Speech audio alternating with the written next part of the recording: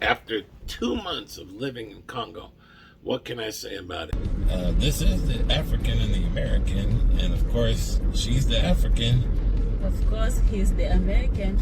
And you know, she's the African. And he is the American. That's right. She's the African. And he is the American.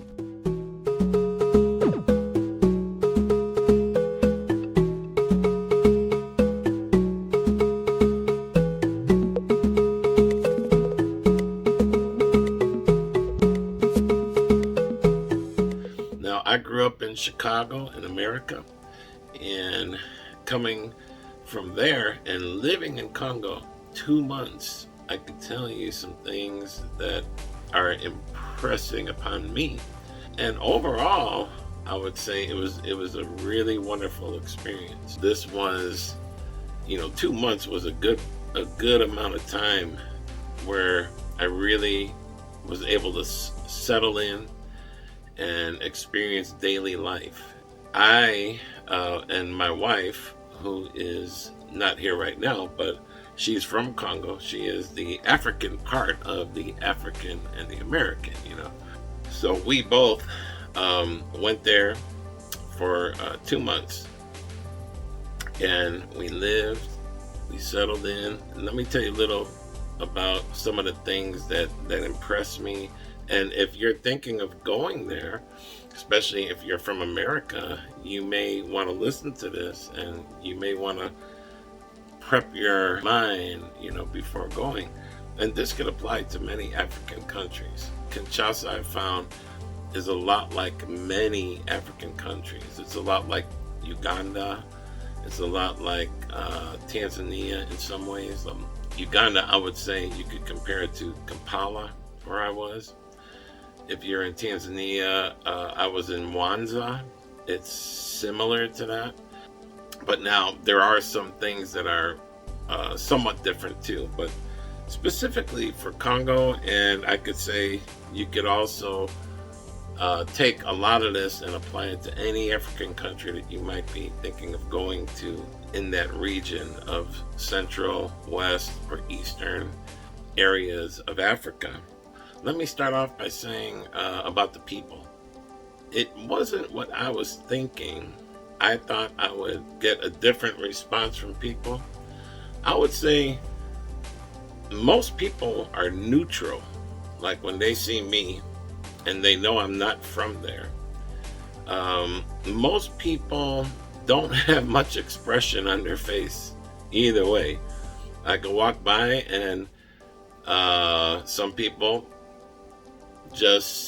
they're neutral. They don't, they may not say hi. Some people may give a little greeting, and that's about maybe a good half of the people. And that is no matter where I was. So then,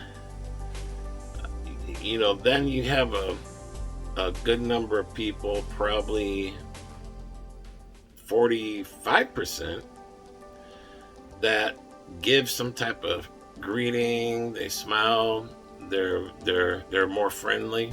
They could say hi, and I could greet, And then you got about a 5% that weren't very happy to see me, it looked like. Some actually began to shout at me, and they didn't like me being there. But that was a small percentage, maybe 5%, maybe not even 5%, maybe more like 2 or 3%, if that. So, yeah, because when you think of percentage, you think of out of 100, and I passed by hundreds of thousands of people. And to be honest, I only had maybe 2 or 3 encounters where I strongly had the feeling that person was not happy to see me. But most people are a lot of people are friendly, and others just neutral. They just, it seems like, they see me there and they're cool, and they don't feel like, they need to give some type of expression on their face towards me or even greet me.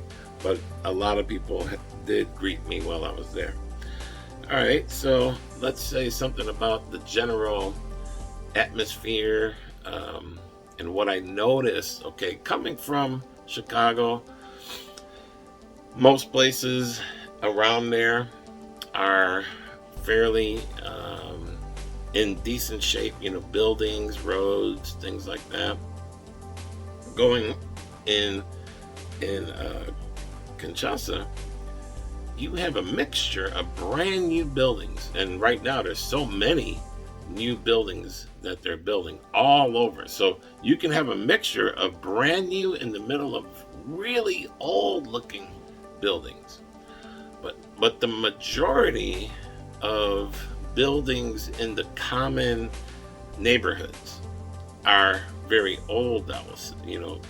Probably most of them are still very old, and there's kind of like a look where you could see dirt on the bricks and things like that. It gives an old look, and I'll be showing pictures as I'm talking so you can see what I'm talking about. So then you can have really new buildings, beautiful, right in the middle of many old buildings, which is interesting. So you see a variety everywhere you go. Now, if you go downtown in Kinshasa, you'll see mostly really nice new buildings. I mean, you're talking about beautiful glass buildings, and downtown, I would say, is much like you're in the USA, like a town in the USA. Everything is nice, streets are nice, they're very wide, they're paved good, and so that's different when you're downtown, but the majority of people don't live downtown. So where we go in a neighborhood called Yolo. So it's a regular community, it's a little ways from downtown.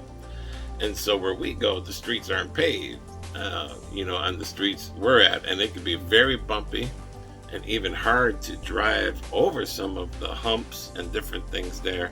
So you got to drive careful. Your car will be scraping on the bottom. One thing about driving, I don't drive when I'm there. Like, I would say, if you ever plan to go to Congo, especially, don't plan on driving right off the bat. It may take you months before you can grasp the type of system they have. It's very different. A lot of times there's no street lights or anything like that, unless you go close to downtown. Then they got the street lights, and in other there's like a major road where they'll have street lights there too. But driving is so interesting. The traffic can be intense. I mean, so intense. You're talking about taxi vans, motorcycles, people walking, other cars, buses, trucks, all trying to get through the same intersections, and it is something. Like, you could be trying to get through one crossing that could take 15-20 minutes sometimes, and eventually you make it by, squeezing by, barely getting through, like maybe this close to the car on the sides. It's so amazing to see. So I wouldn't recommend driving for a while. You always have to have someone to drive you. Now, you can get on the back of the motorcycles, which I never did, and you can kind of squeeze through the traffic. We always had someone to drive us, which I was very grateful for that. It's so interesting to me to see the massive people walking. You can have thousands of people just walking in a maybe 2-block length, coming, going, with just on foot. Then hundreds and hundreds of vehicles, motorcycles. And so, you are looking at a lot of activity. So that is interesting for me. And I think most people will find that intriguing to see. And you're wondering, so many people, how many jobs can they, how many jobs are they going to? Are they involved with their own business? Are they going to school? You wonder, wow, there's so much going on here. After over a month of being there, maybe 5, 6 weeks of being there, and I'm driving down the same roads that not me driving, but in the vehicle, going down a lot of the same roads and similar roads where you see very old buildings and new buildings. It's interesting, but then something began to wear on me because they need to find a better way to keep the regular areas more clean, which I'll say they have improved since 2017. This is 2023 right now, and they have improved a lot, but you'll still see a lot of main roads where stores are and everything, where there's just a lot of litter and what looks like to be, maybe dirty objects, buildings, things like that. They look very worn down, and you just see a massive amount of that. So what I begin to feel like I begin to think I'm seeing so much of this, and then I begin to think, wow, where I'm from, mostly everything's clean, new, very easy to get through on the roads. And so it's interesting, but you begin to see that a lot. And with me, I begin to feel a little like I've seen enough of this type of existence, as far as just the look. But the good thing about Congo is you see so many people. So you could put your attention off of the way things look and put your attention on the numerous amounts of people, and you'll see it can continue to be very intriguing, very exciting, to be going through and traveling, and you're seeing a lot of people. The people are so interesting because you see all kind of people coming and going. Women, it looks like, are just as involved with business and things as men. They're going about doing things. From what I've seen, women are not restricted there at all. Although you won't see women driving a motorcycle. I think there was one, but so there's some things men do, which is appropriate. I wouldn't expect a woman to be trying to drive through on a motorcycle, but I've seen women driving the cars. Now we have an apartment there, which we had built in the school that we are a part of in Kinshasa, in Yolo North. So in our apartment, we have everything like we have here almost, when the electric is working. So when the electric from the government is on, or from the city, whatever source they get it from, everything is really good. You can turn on the AC, the lights. We have the hot water for the shower. We just turned it down, and we got the hot water. Oh man, everything is so nice. But if the electric isn't on, you can't use the AC. Now we do have the solar backup system, and you can at least have lights and fans going on that solar backup system, which is good. But in our apartment, I always made sure also that I charged up different power banks, so I can always, also have that power to make sure the cell phone is charged and different things like that. We got fans that run off a battery, so always keeping those charged. The apartment was pretty good that we had. Not everybody has those same things. Like we had the AC unit there, which if the electric is on, you just turn it on low, and that was good. But in our apartment also, we put screens on all the windows so we can open the windows and let the nice breeze come in without the mosquitoes. So that was also good. Let me talk about food. When I was there, our family cooked a lot of fish and chicken. Oh, and some goat. They had some goat. So I didn't have any problems with the food. They would make rice, greens, and fufu, which is the cornmeal stuff. But they make it out of different stuff. You dip in the sauce and you eat the food with. They always gave me a choice. They always had rice if I wanted to. And I didn't really have a problem eating those similar foods all the time. If you really have a taste for pizza, cheeseburgers, or things like that, there are some places close to downtown, and even now more in the regular areas where you can buy a cheeseburger. Now, I did buy some pizza there, and it did not taste like anything. It tasted like cardboard, really, to be honest.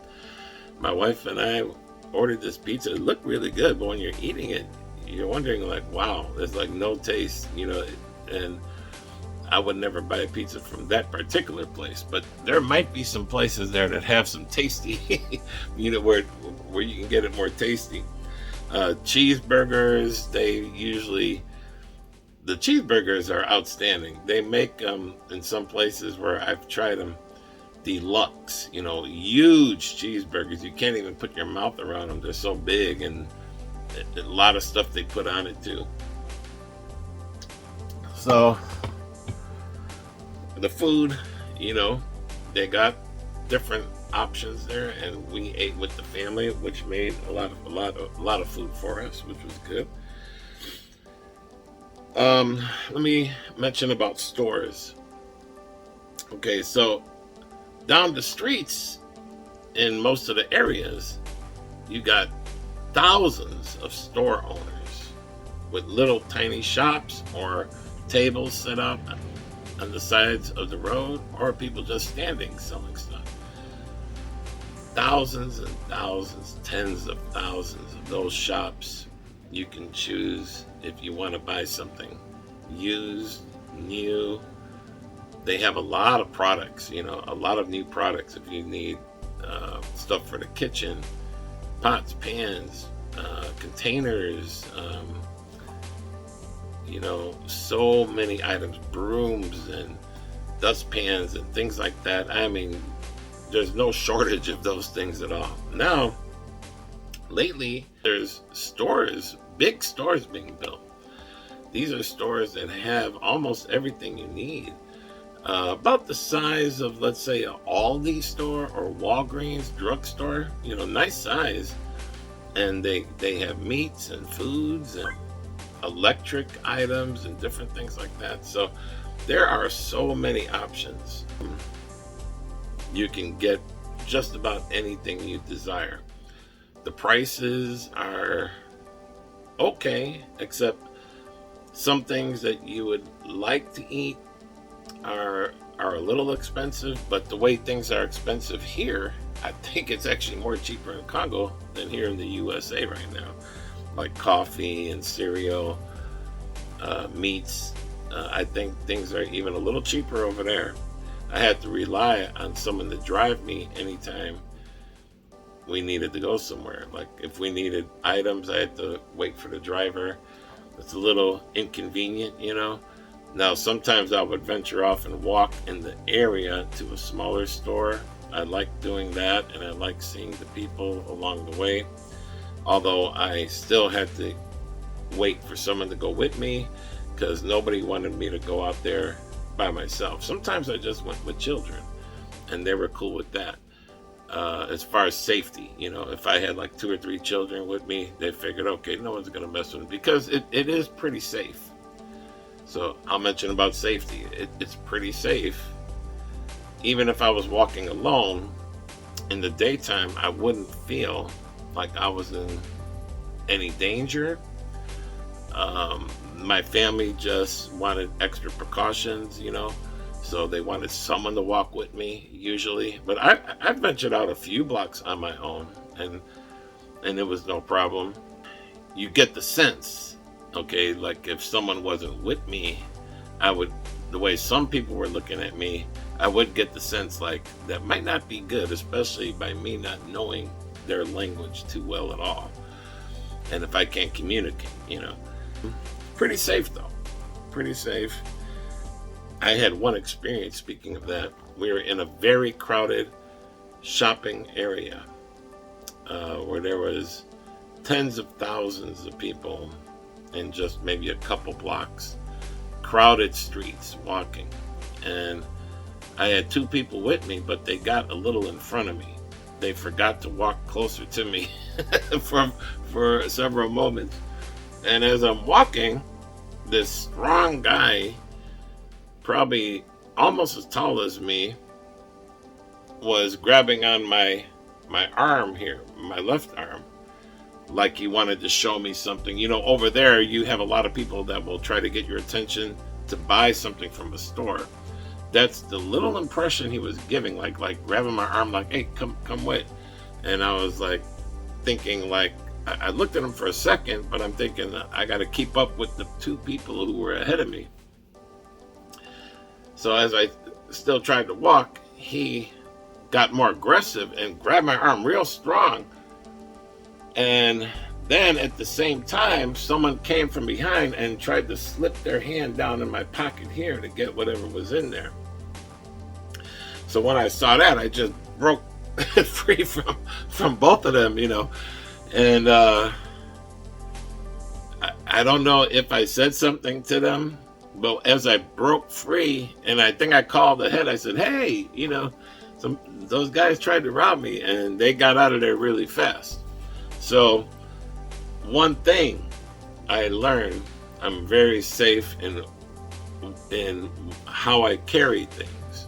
There are secret pouches and different things that you can wear under your pants to have important things in there, like money, your passport, cell phone.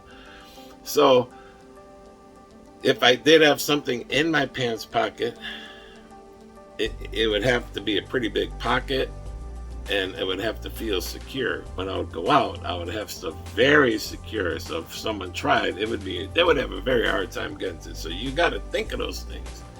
They got those, those pouches, trap for travel, you wear under your clothes, and someone's gonna have to take off your pants to get to it. So, and that won't happen in a busy street like that. So that was like the only time someone that I can remember right now that they tried to pickpocket me, and it was two guys working at once, which was pretty wild. Wherever you go there, like in Congo, now this is not like this in Tanzania.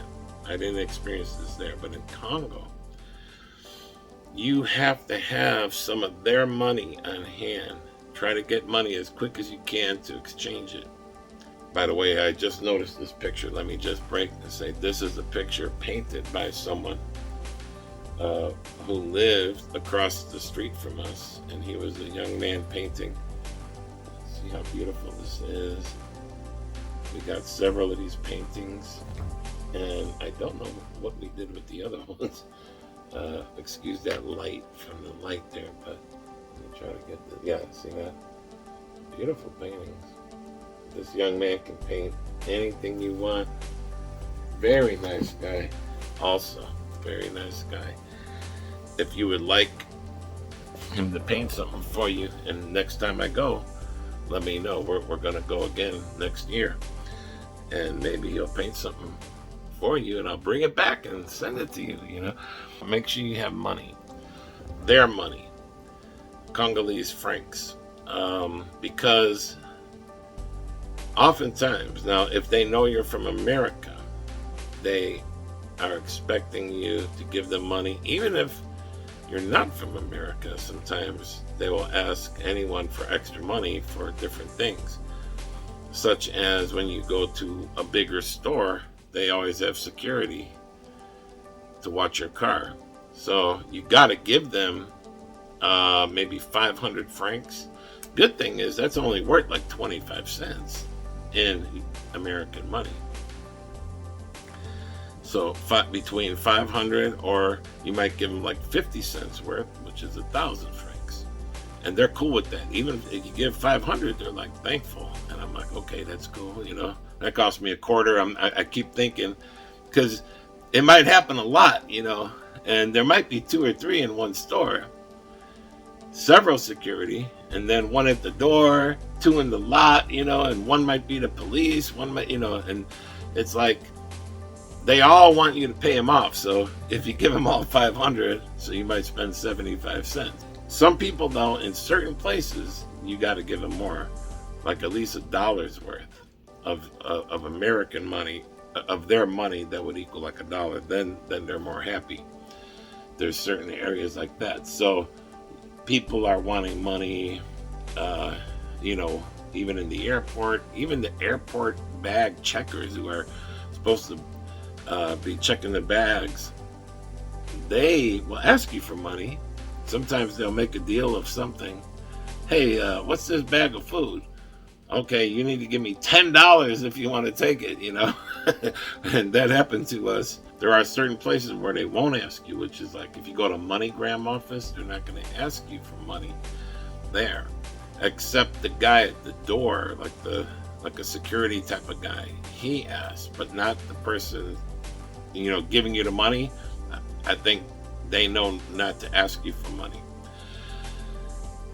But many other places will ask. When you're shopping, think of, okay, if you have family or people that you know there, you have to buy enough food for everybody that might come visit you. We had visitors all day long, from early morning until night in our apartment. But we know a lot of people.